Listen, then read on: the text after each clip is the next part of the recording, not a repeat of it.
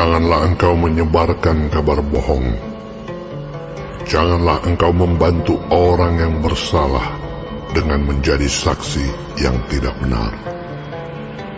Janganlah engkau turut-turut kebanyakan orang melakukan kejahatan, dan dalam memberikan kesaksian mengenai sesuatu perkara, janganlah engkau turut-turut kebanyakan orang membelokkan hukum. Juga janganlah memihak kepada orang miskin dalam perkaranya. Apabila engkau melihat lembu musuhmu atau keledainya yang sesat, maka segeralah kau kembalikan binatang itu. Apabila engkau melihat rebah keledai musuhmu karena berat bebannya, maka janganlah engkau enggan menolongnya. Haruslah engkau rela menolong dia dengan membongkar muatan keledainya. Janganlah engkau memperkosa hak orang miskin di antaramu dalam perkaranya. Haruslah kau jauhkan dirimu dari perkara dusta. Orang yang tidak bersalah dan orang yang benar tidak boleh kau bunuh. Sebab aku tidak akan membenarkan orang yang bersalah. Suap janganlah kau terima, sebab suap membuat buta mata orang-orang yang melihat, dan memutarbalikkan perkara orang-orang yang benar. Orang asing janganlah kamu tekan, karena kamu sendiri telah mengenal keadaan jiwa orang asing. Sebab kamu pun dahulu adalah orang asing di tanah Mesir. 6 tahunlah lamanya engkau menabur di tanahmu dan mengumpulkan hasilnya.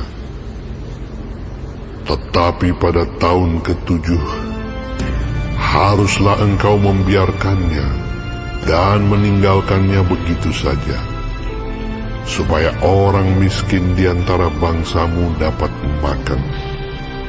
Dan apa yang ditinggalkan mereka haruslah dibiarkan dimakan binatang hutan. Demikian juga kau lakukan dengan kebun anggurmu dan kebun zaitunmu. 6 harilah lamanya engkau melakukan pekerjaanmu. Tetapi pada hari ke-7 haruslah engkau berhenti, supaya lembu dan keledaimu tidak bekerja, dan supaya anak budakmu perempuan dan orang asing melepaskan lelah. Dalam segala hal yang kufirmankan kepadamu, haruslah kamu berawas-awas.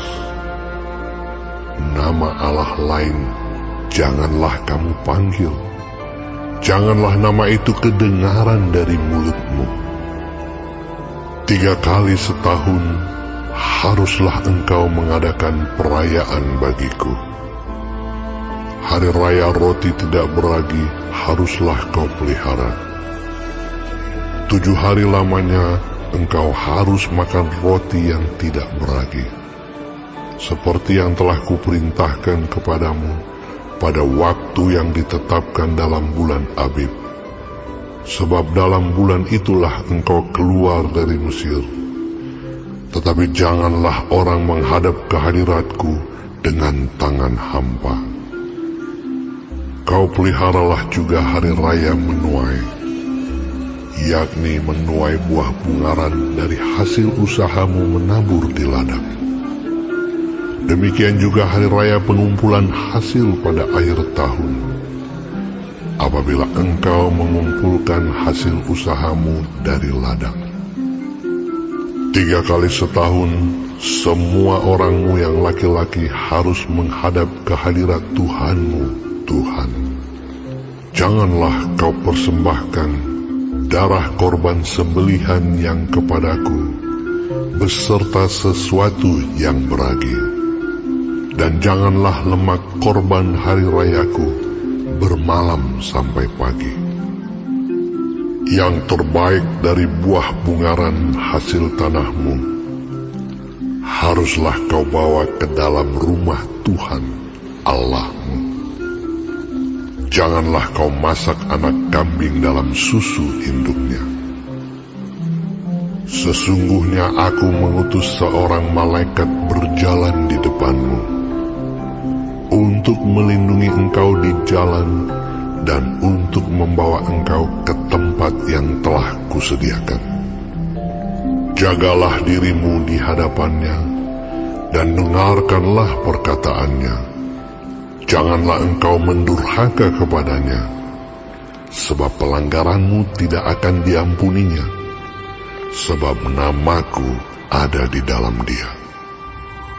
Tetapi jika engkau sungguh-sungguh mendengarkan perkataannya dan melakukan segala yang kufirmankan, maka aku akan memusuhi musuhmu dan melawan-lawanmu.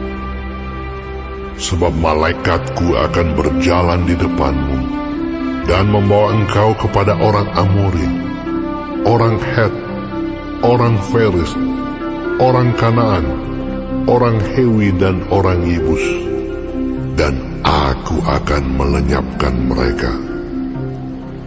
Janganlah engkau sujud menyembah kepada Allah mereka, atau beribadah kepadanya.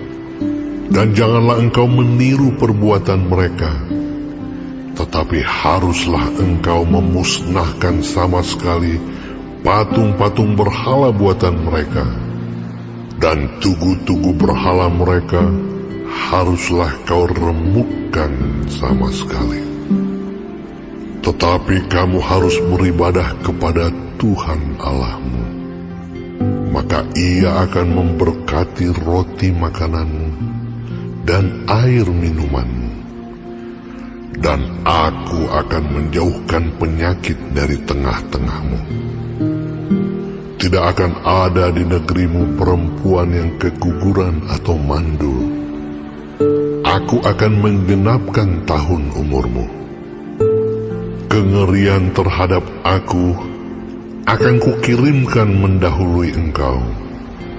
Aku akan mengacaukan semua orang yang kau datangi, dan aku akan membuat semua musuhmu lari membelakangi engkau. Lagi aku akan melepaskan tabuhan mendahului engkau, sehingga binatang-binatang itu menghalau orang Hewi, orang Kanaan, dan orang Het itu dari depanmu. Aku tidak akan menghalau mereka dari depanmu dalam 1 tahun, supaya negeri itu jangan menjadi sepi, dan segala binatang hutan jangan bertambah banyak melebihi engkau. Sedikit demi sedikit, aku akan menghalau mereka dari depanmu, sampai engkau beranak cucu sedemikian, hingga engkau dapat memiliki negeri itu. Aku akan menentukan batas daerahmu dari Laut Teberau sampai Laut Filistin, dan dari padang gurun sampai sungai Efrat.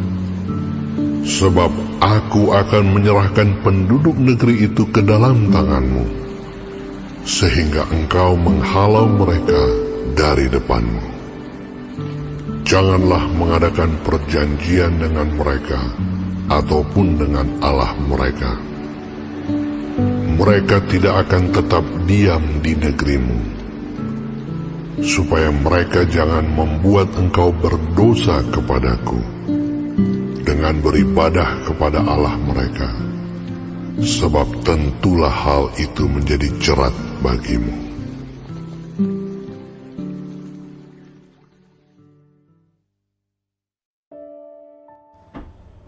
Shalom saudara-saudaraku yang kekasih di dalam Tuhan Yesus Kristus. Puji Tuhan kalau kita masih diberi kesempatan hidup dan dapat mempelajari firman Tuhan, panduan kehidupan dari kitab Keluaran pasal 23. Tuhan Yesus memberkati. Yang pertama, kita diajar untuk hidup dalam kebenaran dan kasih. Sering orang salah mengerti. Mengasihi berarti mau bertoleransi terhadap kesalahan. Bukan seperti itu. kita harus hidup dalam kebenaran dan kasih. Berbohong pada dasarnya adalah salah. Kebenaran harus menjadi sifat utama anak Tuhan, apapun resikonya. Orang miskin harus dikasihi dan ditolong, karena mereka sesama manusia. Tapi orang miskin yang melakukan tindakan salah seperti mencuri, merampok, menipu, mereka pun harus menerima hukuman yang setimpal. Jadi, tujuan yang baik harus dijalankan dengan cara yang benar. Jika tidak, maka akan menghasilkan kejahatan. Sebaliknya, kebenaran yang ditegakkan akan membuat orang lemah, orang tersingkir, akan mendapat kembali hak-hak mereka. Jika kita menerima suap, membuat hati nurani yang benar itu menjadi tumpul. Kebenaran akan diputar balikan. Perbuatan kasih kepada orang yang menjadi musuh kita berarti meneladani kasih atau karakter Tuhan yang menurunkan hujan dan panas matahari kepada orang baik juga kepada orang jahat. Kita bisa bandingkan itu di Matius 5 ayat 44 sampai 45. Jadi, sebagai umat Tuhan, kita diajak untuk mengingat meniru semua kebaikan Tuhan. Israel mengalami kelepasan dari perbudakan Mesir hanya karena kasih dan kemurahan Tuhan. Kunci untuk dapat menerapkan hidup dalam kebenaran dan kasih adalah menjaga hati nurani yang benar di hadapan Tuhan. Kita patut bersyukur sungguh-sungguh sebagai orang yang percaya kepada Kristus. Kita memiliki Roh Kudus, tenaga yang memampukan kita hidup dalam kebenaran dan kasih. Firman Tuhan adalah kompas, panduan kehidupan yang menolong kita lebih lagi mengerti apa yang Tuhan mau dan apa yang Tuhan larang. Sehingga kita dimampukan tambah hari, tambah hidup dalam kebenaran dan kasih. Jadi tidak ada alasan bagi kita untuk tidak hidup dalam kebenaran dan kasih. Selanjutnya kitab Keluaran 23 juga mengajar kita untuk memelihara keseimbangan dalam hidup. Anak Tuhan diingatkan bahwa alam ini milik Tuhan. Kewajiban kita memelihara dan menjaga keasriannya. Selanjutnya mengenai ibadah merupakan cara hidup orang yang tahu berterima kasih karena hidup adalah milik Tuhan. Tuhan berdaulat penuh atas hidup dan mati kita. Tuhan berdaulat penuh atas alam semesta ciptaannya. Peraturan untuk tidak menabur pada tahun ke-7 sama atau senada dengan perintah untuk tidak bekerja pada hari Sabat. Ini menekankan kepedulian kepada kesuburan tanah untuk tidak terus dieksploitasi kesuburannya, agar kaum miskin juga mendapatkan sisa-sisa panen, agar binatang-binatang hutan pun bisa makan. Jadi semua diperhatikan oleh Tuhan. Demikianlah kita juga diingatkan untuk beristirahat, tidak memforsir diri terus bekerja agar tubuh ini segar dan memiliki kekuatan tenaga. Perintah untuk menunaikan ibadah di rumah Tuhan itu harus diperhatikan sebagai tanda bersyukur atas kebaikan Tuhan. Persembahan yang diberikan kepada Tuhan di rumah Tuhan pun harus dipersiapkan yang terbaik, bukan asal-asalan. Kita diajar untuk datang ke rumah Tuhan bukan dengan tangan yang hampa. Artinya persembahan harus dipersiapkan yang terbaik. Selanjutnya mengenai janji Tuhan. Tuhan berjanji dan janji itu bersyarat. Tuhan berjanji akan menyertai, akan menolong, akan mengutus malaikatnya, membuat Israel umat pilihannya berhasil menaklukkan bangsa-bangsa, dan apa yang mereka butuhkan untuk hidup dicukupkan Tuhan dengan syarat taat dan setia. Sungguh-sungguh mempercayakan diri kepada Tuhan, bukan separuh-separuh, dan itu wajar. Kasih dan janji Tuhan hanya layak diterima oleh orang-orang yang dengan segenap hati hidup menyenangkan hatinya. Sebab itu Tuhan tolong kita untuk dapat mempraktekkan firman Tuhan yang kita pelajari hari ini dari kitab Keluaran 23. Tuhan Yesus memberkati.